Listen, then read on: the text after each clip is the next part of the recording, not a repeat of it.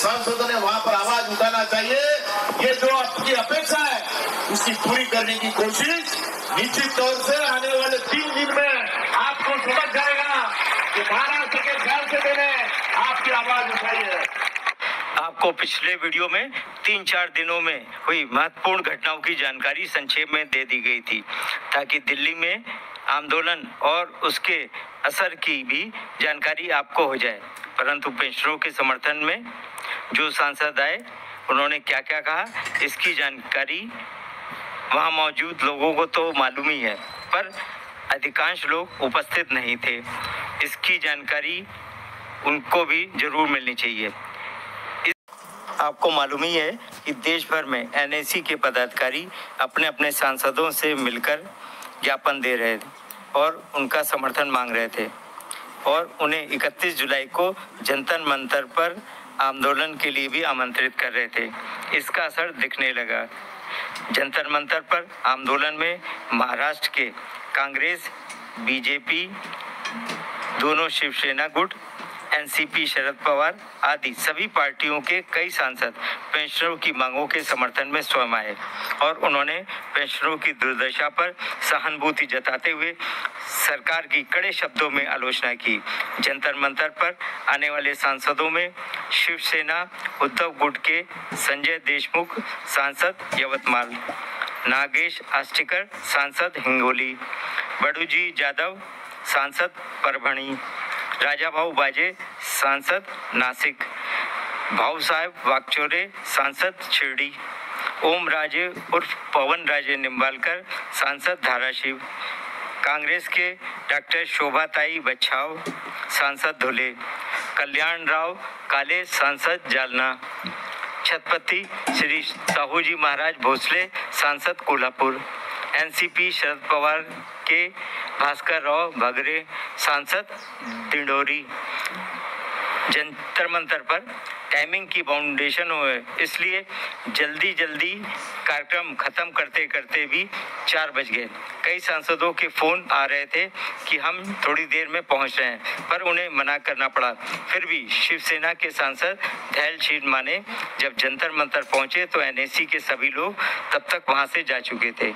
धरना स्थल पर आंदोलन के दौरान जब सांसद पहुंचे तो वक्ताओं के भाषण रोककर उनका स्वागत माला पहनाकर और उन्हें शॉल भी पहनाया गया।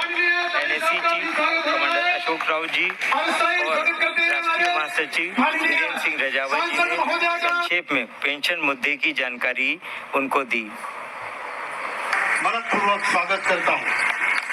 आदरणीय वाजे साहब, आदरणीय बच्छावताई, आदरणीय भागरे जी, ये तीनों सांसद यहाँ पर पधारे हैं और आज मैं उनको अपनी समस्या के बारे में केवल 1 से 2 मिनट में बताऊंगा।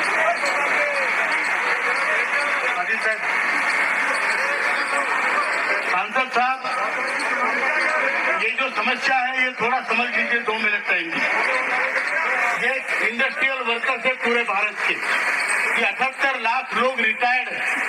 ये सब कोऑपरेटिव सेक्टर, कारपोरेट सेक्टर, आपके पीएसयू, बीड़ी उद्योग से लेके हवाई जहाज बनाने तक जितने इंडस्ट्रियल वर्कर्स है वो लोगों ने हर महीने पेंशन के लिए पैसे भरे।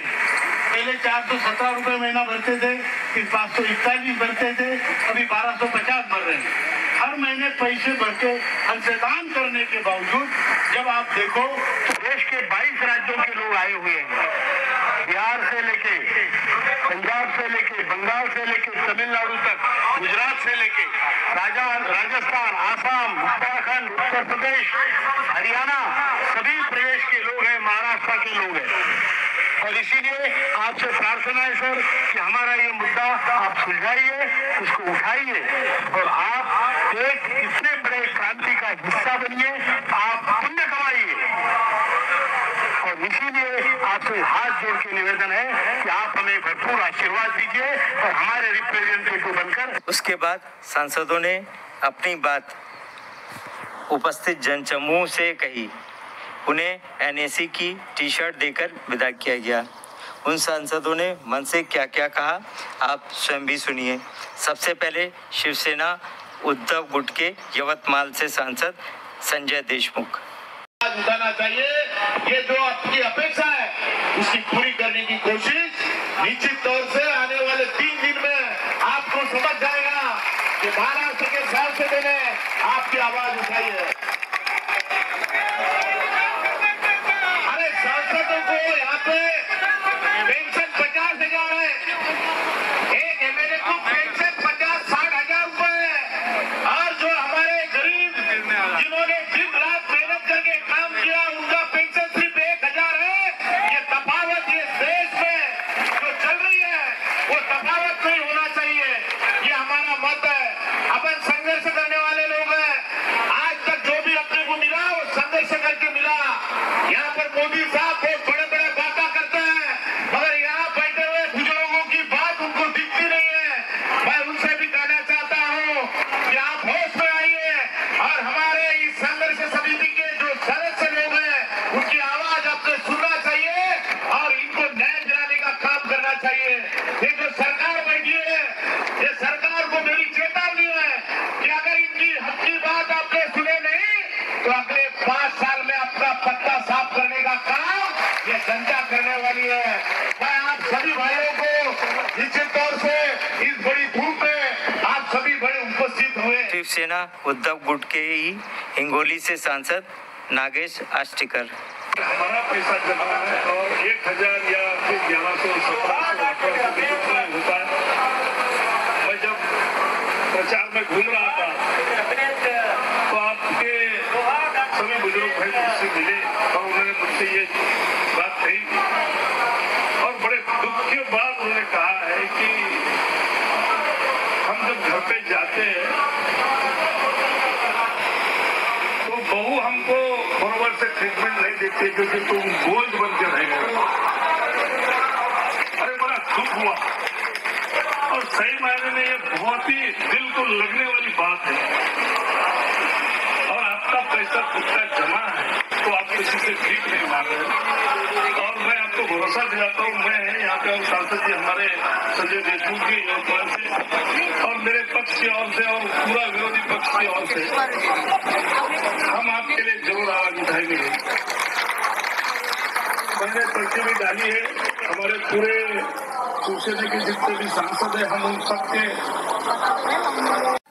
देखिए इन्होंने जो बात कही है बहुत इम्पोर्टेंट बात कही है दोस्तों। देखिए घर वालों को जो बुज़ुर्ग होते हैं वो बहुत समस्या उनके लिए जो है बहुत बड़ी समस्या है। उनका जो है दोस्तों कोई इनकम नहीं है, इसलिए घर वालों पे वो बोझ बनकर रह गए हैं, ऐसा घर वालों को लगता है। इसलिए जो है दोस्तों सरकार को है इनका पेंशन बढ़ा देना चाहिए और बढ़ाकर इनको पेंशन देना चाहिए। क्योंकि देखिए दोस्तों उनका जो कहना है सांसदों को जो है उनका पेंशन बहुत ज़्यादा मिलता है, 50-60 हज़ार रुपये मिलता है, जो कि एक तरफ कर्मचारी है उनको 800, 1000, 1200 रुपये मिलता है।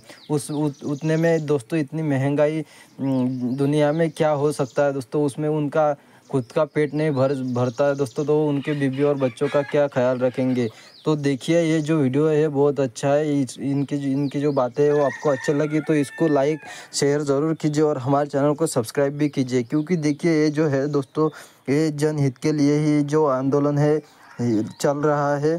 जो बुजुर्ग लोगों को है उनको सहायता होनी चाहिए, हेल्प होनी चाहिए, इसलिए उनका जो है आंदोलन चल रहा है जंतर मंतर पर। जो जंतर मंतर पर जो आंदोलन चल रहा है वो सही मोड पर जा रहा है। ऐसा लगता है कि उनको जो है उनका न्याय मिल सकता है। तो आगे चलिए देखते हैं क्या बोल रहे हैं संसद विपक्षियों के। और यहाँ पे जो भी अनशन के लिए बैठे हैं वो सभी हमारे भाइयों के सभी कार्यकर्ता, सभी पदाधिकारी, सभी पेंशनधारक और उपस्थित आप सबका जो पेंशन का सवाल हम सब में उठाएंगे और आपको न्याय देने के लिए हम जरूर प्रयास करेंगे। क्योंकि ये जो अन्याय इस सरकार ने आपके ऊपर किया है, ऐसे कई भाई और बहनें हैं, आपको न्याय दिलाने का प्रयास हम जरूर करेंगे, ऐसा वादा हम यहाँ पे देते हैं। तो उसको बोला था हम आएंगे और वैसे आ गए। तो ये निश्चित है कि 75 लोग के लिए 75 लाख लोगों के लिए जो कुछ करना है तो वो निश्चित वहाँ होगा। और मेरे को मैं ऐसे समझता हूँ कि शासन ने बहुत पैसे लिए हैं आपके ओर से, विविध खातेों में वो रखे हैं और उसका ब्याज उससे आपका काम हो सकता है, ऐसे कोई लोग मुझे बताते हैं। तो ये निश्चित है कि आपकी जो 75 लाख संख्या है रिटायर्ड लोगों की, उनके हित के लिए हम जो कुछ चाहते हैं वो करने के लिए हम प्रयत्न जरूर करेंगे, लोकसभा में भी करेंगे और इधर मंत्रिमंडल में भी कुछ। देखिए विपक्षियों ने जो है कर्मचारियों को दोस्तों पेंशन धारकों को दिलासा दिलाया है कि वो जो है इनके साइड से लड़ने वाले हैं दोस्तों। संसद में उनका जो है मुद्दा उठाएंगे, लोकसभा में उठाएंगे, राज्यसभा में भी उठाएंगे और उनका जो कहना है जो सरकार ने इनका जो पेंशन का जो पैसा काट लिया है, उनका जो इतना इंटरेस्ट हुआ है, ब्याज हुआ है कि वो इनको दे सकते हैं और उसमें से इनको जो है पेंशन मिल सकता है। और पेंशन जो है दोस्तों इनको बढ़ाकर चाहिए क्योंकि इनकी जो मजबूरी है अभी वो उनका जो बुढ़ापे का सहारा है वो यही है दोस्तों कि उनको पेंशन मिल जानी चाहिए दोस्तों, क्योंकि जो बुढ़ापे का सहारा होता है वो पेंशन ही होता है। कोई उनको जो है बुढ़ापे में सहायता नहीं करता है दोस्तों। खुद के बेटे और बेटियों को भी ऐसा लगता है दोस्तों कि जैसे कि वो बोझ है। अगर उनको पेंशन अच्छा खासा मिलता है दोस्तों तो घर वाले भी उनका साथ देते हैं, लेकिन अगर उनकी कोई इनकम नहीं होती है तो घर वालों के लिए भी वो पराये हो जाते हैं। इसलिए सरकार को इन पर विचार विमर्श करना चाहिए और जो है योग्य सही निर्णय लेना चाहिए जो कि इनका फ्यूचर अच्छी तरह से ब्राइट हो, जो कुछ दिन रहे हैं इनके वो अच्छी तरह से जी पाएंगे। तो देखिए दोस्तों जो इन्फॉर्मेशन इसमें आपको हमने दी है ये आपको कैसी लगी और अच्छी लगी होगी, और अगर आप इनको सपोर्ट करना चाहते हैं तो कमेंट बॉक्स में ज़रूर बताइए ताकि इनको सपोर्ट मिले और ये इनकी जो है मांगे कंप्लीट हो जाए और इनको बुढ़ापे का सहारा मिल जाए। तो वीडियो आपको कैसा लगा हमें कमेंट बॉक्स में ज़रूर बताइए और अगर आप हमारे चैनल पर नए हैं तो सब्सक्राइब ज़रूर कीजिए। तो मिलते हैं ऐसे ही नई वीडियो में। Thank you.